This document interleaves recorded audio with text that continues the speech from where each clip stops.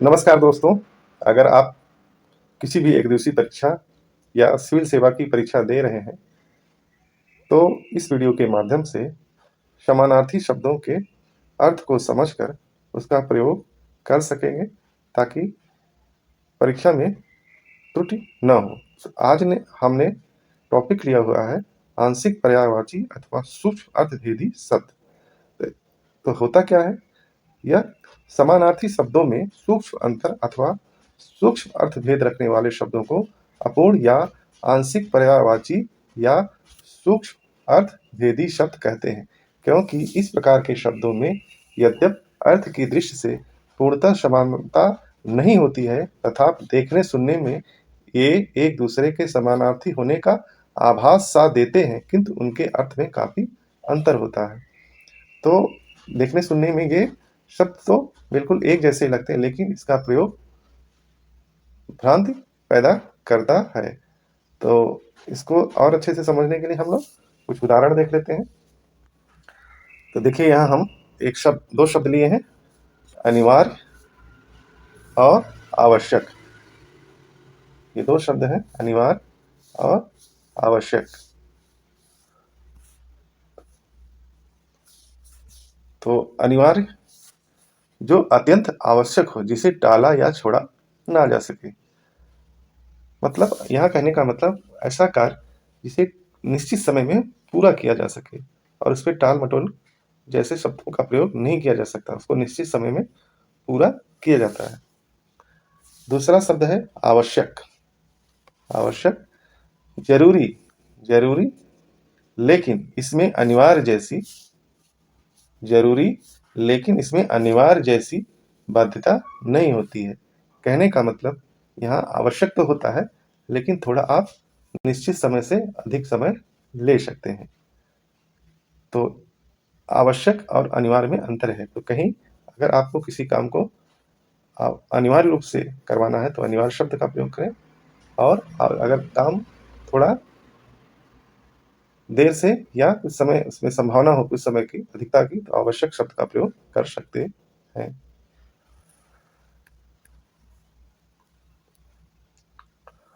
अगला शब्द है आदेश। आदेश अर्थात हुक्म। आदेश देने वाला अधिकारी, आदेश देने वाला अधिकारी को आदेश देने का अधिकार अपने अधीनस्थ कर्मियों को आदेश देता है। जैसे जिलाधीश का आदेश है कि कर्फ्यू लगा दो। जिलाधीश का आदेश है कि कर्फ्यू लगा दो, कर्फ्यू लगा दो। तो ये आदेश हुआ।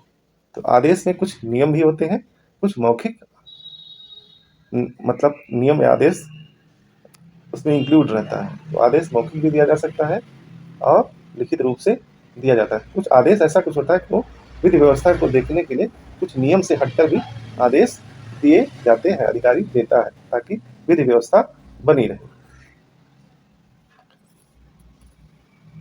अब अगला प्रश्न है, अक्सर यह पूछा जाता है, निर्देश। निर्देश हिदायत, बाध्यता नहीं।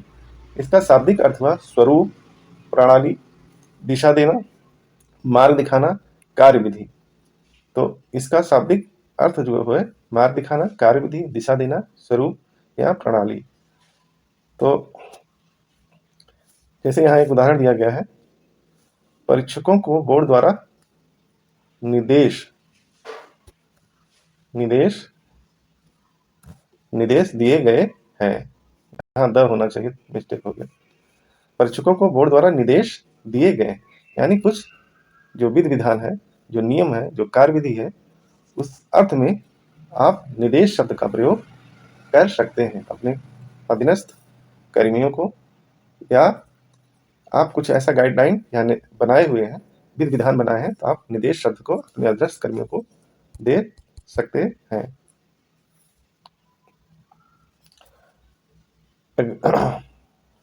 ये